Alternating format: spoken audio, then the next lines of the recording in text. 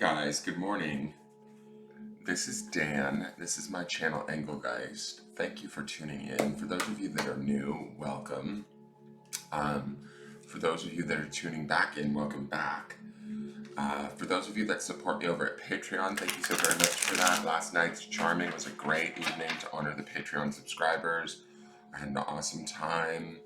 Everybody got their charms in. Even one was gifted away. It was really lovely. So it was really nice to give back to you guys because you guys give to me through the monthly subscriptions, and I really appreciate it. It makes me feel like my work here is valued, even though I know that you guys do value it. But knowing that you guys subscribe to me every month, it just helps me financially. And it also makes me feel like I'm making headway in this being an actual business. So I just want to say thank you for that. This is the daily forecast. And so this is what I do every day, every morning. I pre-tape it now so that if you do become a Patreon subscriber, you get to see it a day early. So you get a little bit of a head start on what might be coming the following day. So I am doing the forecast for Friday, the 24th of April at this point. Now this is a broad message for the highest good of the greater collective. So I don't believe that this message is just solely attached to Friday the 24th. It is for those that watch regularly, certainly, but it's also a higher message from for a greater collective. So it could be for somebody at any point in time, right? It's a timeless message, essentially.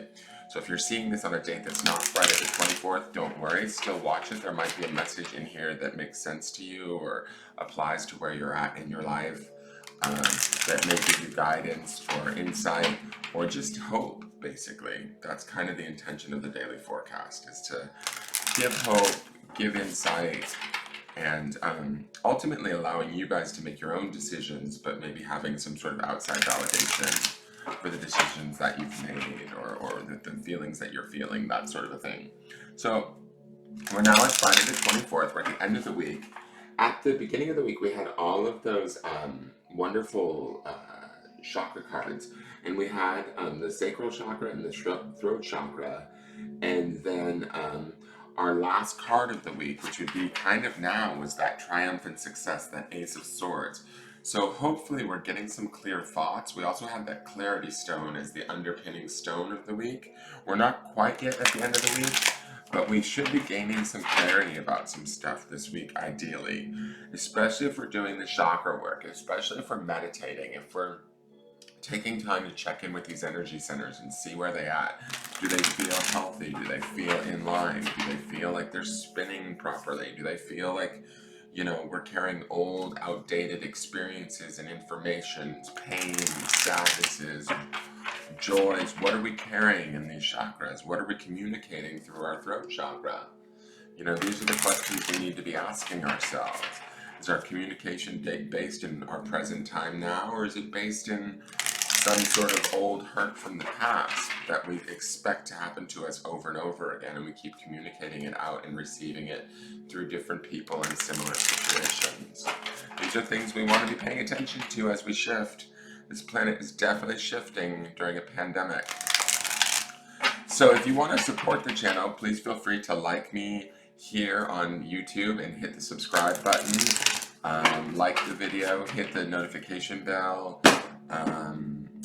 Like my business page over on Facebook. You can book a personal reading with me there, payable via PayPal, or you can follow my Instagram at Engelgeist333. All likes, shares, and comments are greatly appreciated.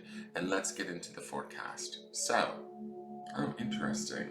This is like the Six of Wands. This is victory and success.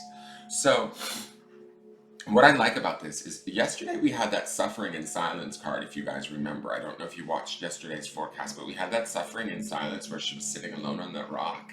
And to me, it feels like we're embracing just the sort of similarities between this That was, I believe, the Nine of Swords was the suffering in silence.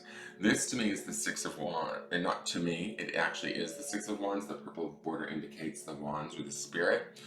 But this being the Six of Wands, this feels like that lady yesterday that was suffering in silence is now actually maybe celebrating a little bit. Or maybe like calling out to those that might be alone somewhere else in the world or feeling alone. And this horn here to me feels sort of celebratory. It feels sort of like we're understanding our strength, we're understanding our power, we're understanding our ability to stand on our own 2 feet. We're understanding that sometimes these experiences that we have to go through, maybe either sheltering in place or self-reflecting, are connecting us to our deeper spirit. And from that, I feel like it's connecting us to the light, not only of the universe, but to the light of ourselves, guys. And that's why he's blowing this horn, right? He's feeling it from within and he's shining it outward, and it is being shined back upon him. Does that make sense? Are you seeing that in this design? I hope that you are. I can pull it a little bit closer. But that's just what I get from this design of this card. It's kind of like, yes, he's alone. He's on the edge of this precipice or this cliff. He's made a decision to sort of make the best of what he has, even if it feels somewhat uncomfortable, even if it feels somewhat dangerous. But when he blows that horn, it also reminds me of the horn of Gabriel, you know, the Archangel Gabriel. When you blow the horn and you make the call, the sort of the heavens open up, or the sky opens up, or light begins to shine, the clouds dissipate, and we start to see a clearer path through this, the celebration of our spirit and the celebration of our strength. Okay? So to me, yesterday was about maybe mental suffering and dealing with that, contemplating that, sort of working our way through that. And if we have worked our way through that, we've gotten to a deeper place of the spirit, which the spirit is saying, look here, you've dealt with this. You've gotten this far. We're already at the 24th of April now. We've almost gone, God, like a month and a half sheltered in place. And we've done a damn fine job of it. It's kind of how I want to say this card is saying to me. At least that's what I feel like the message our spirit is trying to give us. To me, the word that comes with this horn is like heralding in the goodness, heralding in the sort of the pride of the spirit, the awareness of spirit, that light that is within us, that is also all around us, and beginning to sort of see that even though we may feel a little bit limited in our choices right now, that's okay. That doesn't necessarily mean that we have to be limited in our spirit or in the celebration of who we are and the job that we've done, okay? And that ties into those 2 chakra cards that we see towards the end of the week, which are the sacral and the throat that showed up on Sunday. So that sacral is asking us to get into our emotions, clock our emotions, see how we feel. Even if we feel bad, that's okay. Acknowledging that and allowing those feelings to come up and not pushing them down actually allows us the freedom to feel more free spiritually, to sing our song or blow our horn or toot our own horn, see the light in the things, let the clouds clear away. Let the sort of heaviness, the depression, the worry, the fear, let those things go. We can still have like a positive moment amidst sort of this struggle or strife. We can still make the best of being on this cliff by ourselves. We have our own sort of internal guidance, our own sort of spirit to lift us up and carry us through this. And I feel like that's truly the realization of this card. That's what I'm seeing in the design. Let's see what the vibrational energy. Oh, this is a new card to me. Wow. I love the purple on purple. We've got this purple down here, and then we have the purple border here. This is Moonbeam Waterfalls. That's kind of like my hippie child's name, right? If I had a child, I'd be naming it. If I was a hippie, I'd be naming it Moonbeam Waterfalls. Now, what I want to say about this is this is that sacral energy. And the reason why I say this is the sacral is our emotional center. It's our second chakra between our root chakra at the base of our spine, right around our belly button area. It's where we harbor sort of our sex information, our love, not love per se, but like sex, emotions, those kind of can be potentially messy sort of feelings. Those things get all up in the sacral. It's our orange second chakra. When I'm looking at this and we have this purple bordered Six of Wands, right? And he is on this cliff and he might have limited choices. He might not see everything, but he has the power within his spirit to sort of blow this horn, celebrate himself for who he is, and clear away these clouds and create a different avenue, create a different light, join himself to the light by finding the light within him and allowing his song to come forth. That is that throat chakra card that we saw, right? And I love that we have this red and orange in this flag, which make me think of the first chakra and the orange, which would be the sacral chakra, the second chakra. So there's that little tie in there too. He's sort of wrapped in those emotions, wrapped in that grounding himself into his situation in the present moment, even if it's not the best of situations, but he's making the best of what he has within that situation. And by doing that, his spirit will carry him through this situation into the light, into a new option, into a new opportunity, understanding himself better. Okay, now the vibrational energy card of all of this and how it plays into this is we have this beautiful meditative face down at the bottom of this waterfall, and she's steeped in this purple of spirit. She is the internal spirit of ourselves. She is underneath some of the emotions of the water of this waterfall. Water always represents the emotions. The suit of cups always represents the emotions. But what I like about this is it's moonbeam, what is it called? Moonbeam filled waterfalls. There's an intuition going on here, guys. That's the moon. And I don't even know the definition of this card. I'm just going off of the art and the designs of these cards and how they're tying in together for me this morning, coupled with the cards from earlier this week. This moonbeam intuition, right, that we have, and these waterfalls, right, these sort of like outpourings of our emotions are what we need to be trusting and what we need to be feeling and allowing to flow for ourselves. As we allow our intuition to guide us through the flow of our emotions, we're going to open up our spirit, which is going to allow us to sort of also utilize our grounding and our emotions to sort of herald our song and bring ourselves forward into a space of light and clarity, even in a dire situation. So if you're in something that doesn't feel good, if you're in something that feels stuck, which most of us are right now with this shelter in place, we need to tap into our more meditative state. We need to tap into a more spiritually based state. We need to tap into our intuition, not fear our emotions, and allow those to have freedom to flow through us so that we can get comfortable with them, become an acceptance of them, and thus then ground in them and utilize them from a place of spirit to strengthen ourselves. Okay? This is that throat and sacral combination that we saw on Sunday. This is like sort of, I want to say, the physical manifestation of that. Now, the grounding stone for the day is something to think about.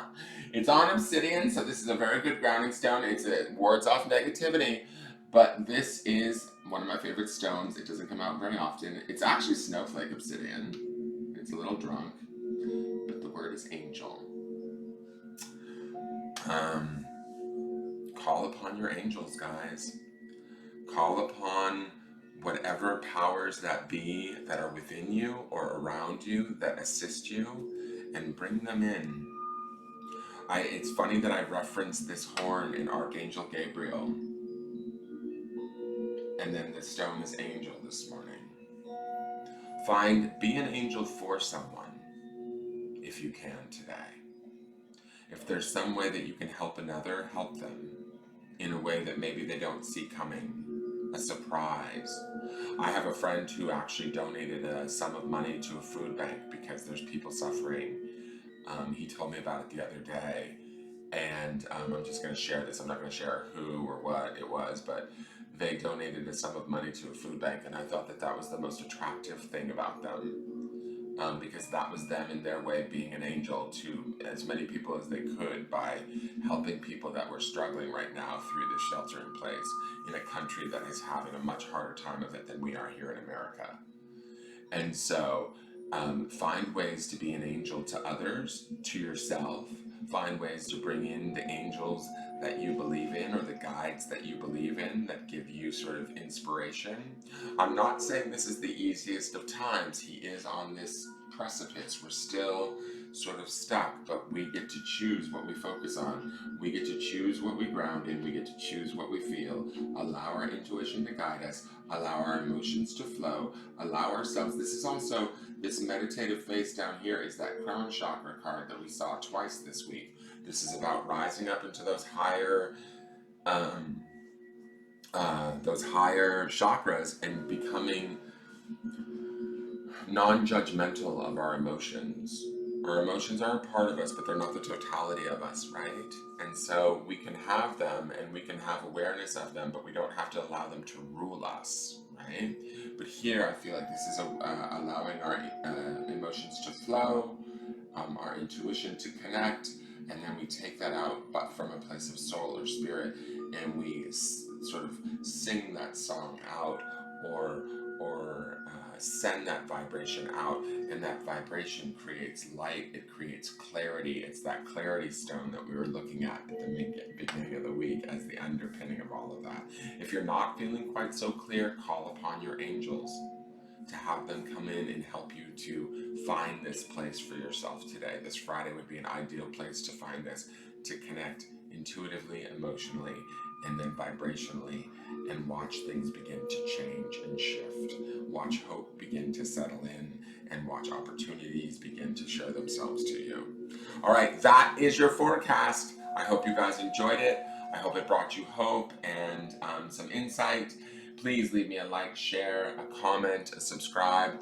Follow me over at Instagram at Engelgeist333. Hit subscribe here on the YouTube channel. I'm trying to build subscribers. It's been a long, slow year, but it is happening little by little. Hit the notification bell so you get notified when I do go live. I do live events where I do card pulls and things like that. So if you hit the notification bell, you will be notified of that. Please cross watch. So go over to Facebook and like my business page and follow me there too. And you can always message me there or at Instagram if you're interested in a private reading. And those are much more in depth. They're usually done over the phone via Facebook Messenger, via video, or over the phone.